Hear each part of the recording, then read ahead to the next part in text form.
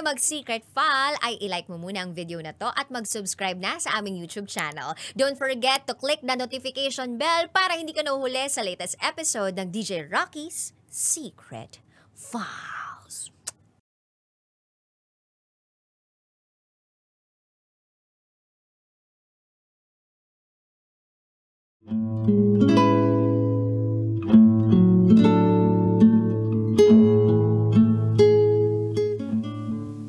And now, it's time for DJ Rocky's Secret Files.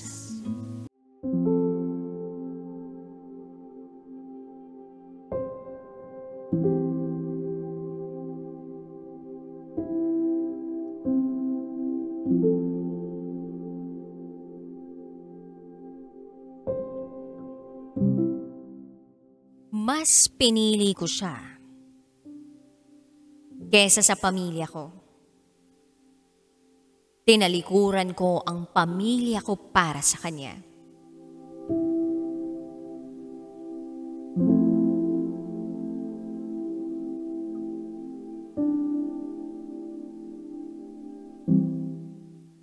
Hi DJ Rocky. Lagi akong nakikinig sa programa mo. At naisip ko, paano kaya kung ako naman ang magbahagi ng kwento ng buhay ko? Ngayon, naglakas loob ako na ikwento ang madilim na karanasan ko sa buhay. Itago mo ako sa pangalang Ara. Taga Cagayan Valley. At ito, ang aking secret file.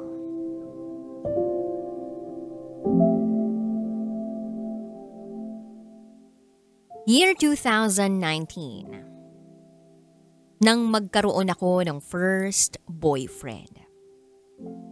Itago na lang natin siya sa pangalang Angelo.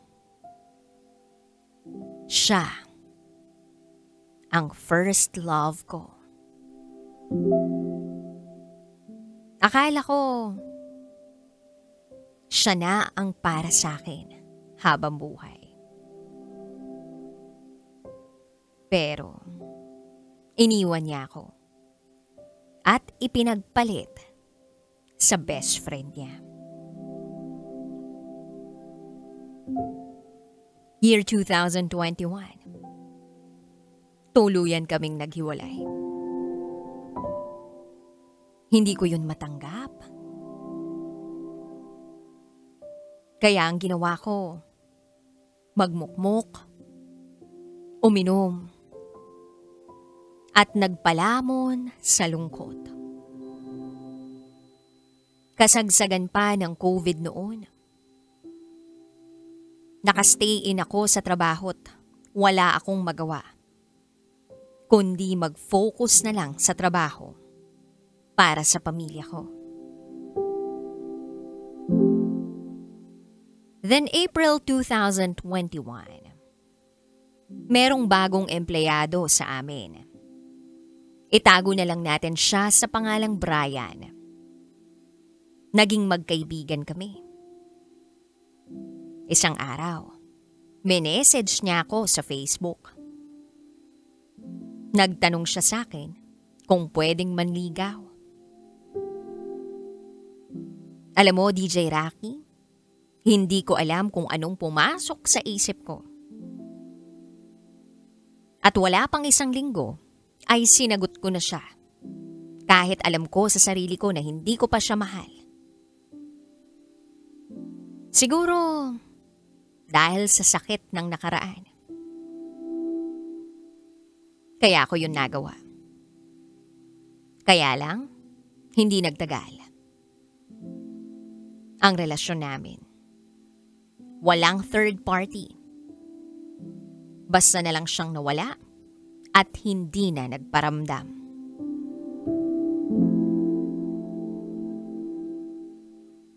Ako naman, tuloy lang sa buhay. Total, wala naman akong malalim na feelings para kay Brian. Then August 2021. May isang taong bigla na lang nag-message sa akin sa Facebook. Nalaman kong matagal ko na pala siyang kaibigan sa Facebook. At katrabaho ko rin pala. Hindi ko lang siguro napapansin noon. Itago na lang natin siya sa pangalang Luis. Magka-unit pala kami. Nung nakastay in kami sa trabaho. Araw-araw, nag-uusap kami. Hanggang sa hindi ko namamalayan, ay nahuhulog na ang loob ko sa kanya. Cute siya. Malakas ang dating. Isang ngiti lang niya, parang natutunaw ang puso ko. Magaling siyang makipagkwentuhan. Magdala ng conversation. Kaya nga, unti-unti, nabihag niya ako. Nabihag niya ang puso ko. At sa hindi malamang dahilan, mahal ko na siya. Hindi ko yun agad nasabi sa kanya. Minsan nagyaya ako ng inuman. Napansin kong lasing na siya. At nagulat ako sa sinabi niya sa akin.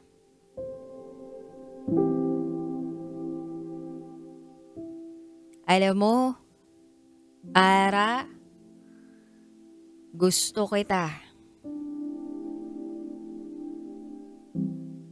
DJ Rocky, nanlaki ang mga mata ko. Nang sabihin sa akin ni Luis na gusto niya ako. At doon na rin ako umamin sa kanya na matagal ko na siyang gusto. In fact, mahal ko na siya. Sa sobrang saya ng pakiramdam ko, ay hinalikan ko siya.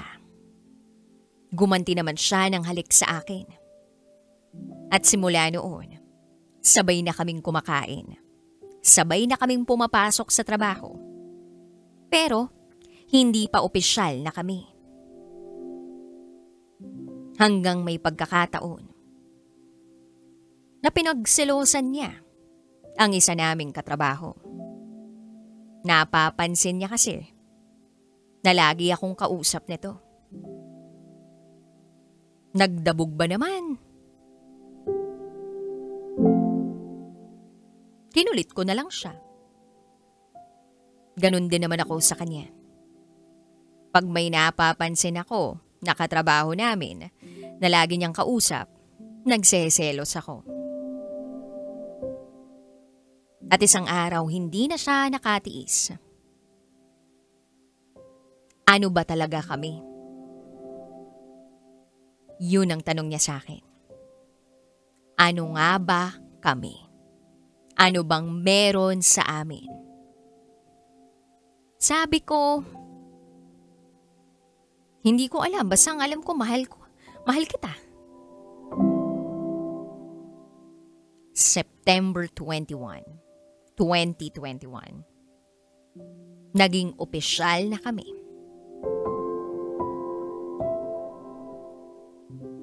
Ako na yata ang pinakamasayang tao sa buong mundo noong oras na yon. Lumipas pa ang mga buwan, pumatak ng December. Umuwi na kami sa kanya-kanya naming pamilya. May usapan kami na dapat na naming ipakilala ang isa't isa sa kanya-kanya naming pamilya. Kung kaya't isinama ko siya sa amin.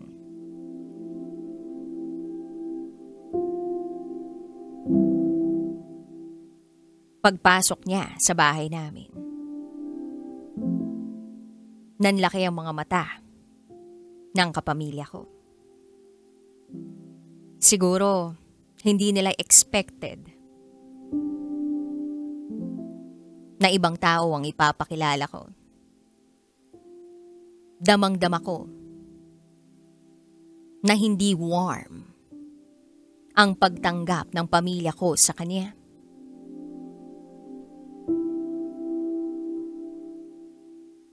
Dahil si Luis ay isa ring babae tulad ko. Isa siyang bisexual. At yun ang bagay na hindi matanggap-tanggap ng pamilya ko. Pagkatapos ng tagpong yun, ay kinausap ako ng nanay ko. Tinanong niya ako kung sigurado na ako. Dahil hindi raw sila sang-ayon sa desisyon ko. Ang sabi ko sa nanay ko, mahal ko si Luis at ipaglalaban ko siya. DJ Rocky. Ipinaglaban ko siya. Pinili ko siya. Tinalikuran ko ang pamilya ko para sa pagmamahal ko sa kanya. Nagsama kami sa iisang boarding house. Kahit ibang schedule ng trabaho namin, we make sure na meron kaming panahon para sa isa't isa. Binigay ko ang lahat kay Luis, DJ Rocky. Kahit wala nang matira pa para sa sarili ko. Pero dumating ang araw na naramdaman kong may nagbabago. Hindi na siya tulad ng dati. Kung dati ay malambing siya. Ngayon, lagi na kami nag-aaway. Hanggang sa nalaman ko na may communication sila uli ng ex niya. Naging partner niya sa loob ng 4 na taon. Etong ex niya na ito ay isang tomboy. Masakit yun para sa akin. Pero nanatili pa rin ako dahil mahal ko siya.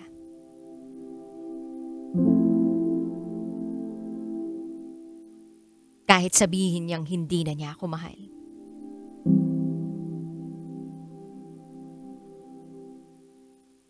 Then few months later, bigla na lang niya akong iniwan. Sobrang sakit. Pumunta ako sa kanila para ayusin ang relasyon namin. Pero wala siya sa bahay nila. Nagpunta ako sa bahay ng pinsan niya. At doon ko siya nakita.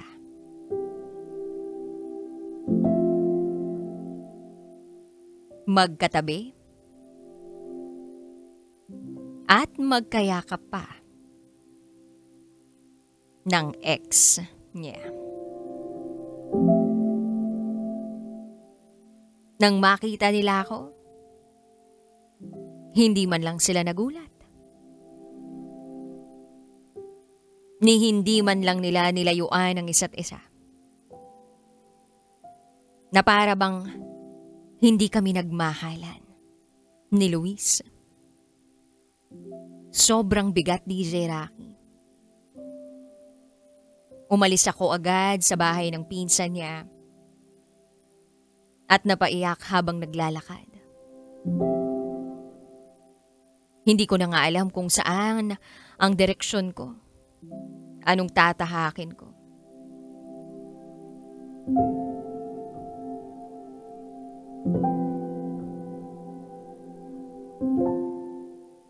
Tinext ko siya. Sana maayos pa natin to. Pero ang sagot niya, hindi na raw niya ako mahal. Dagdag niya pa, hindi raw nawala ang pagmamahal niya sa ex niya. At dun pakiramdam ko, ginamit lang niya ako.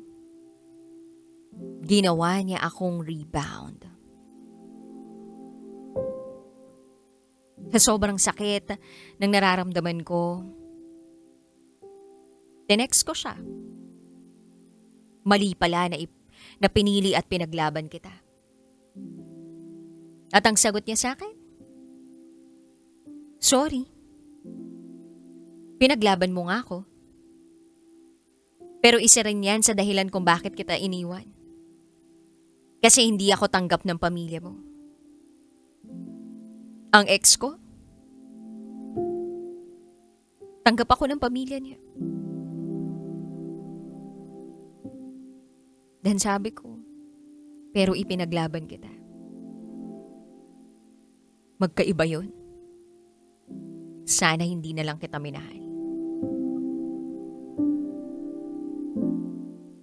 Sa ngayon, DJ Rocky, wala na kaming balita sa isa't isa.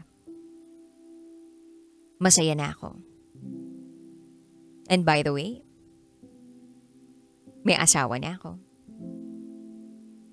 At etong asawa ko ay isang taong marunong magmahal, rumespeto, at ipaglaban ako. Si Luis, balita ko, sila pa rin ang ex niya. At isa pang nabalitaan ko, may sakit daw siya ngayon. May right ovarian cyst daw siya.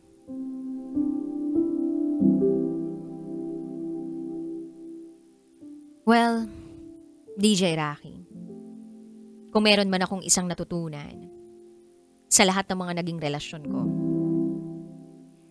sana,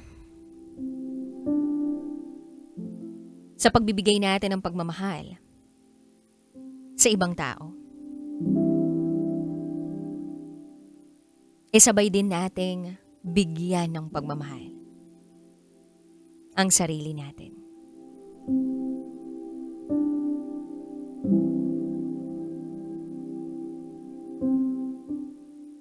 Para kung masaktan man, may natitira pa ring pagmamahal para sa sarili. Hanggang dito na lang po, DJ Rocky.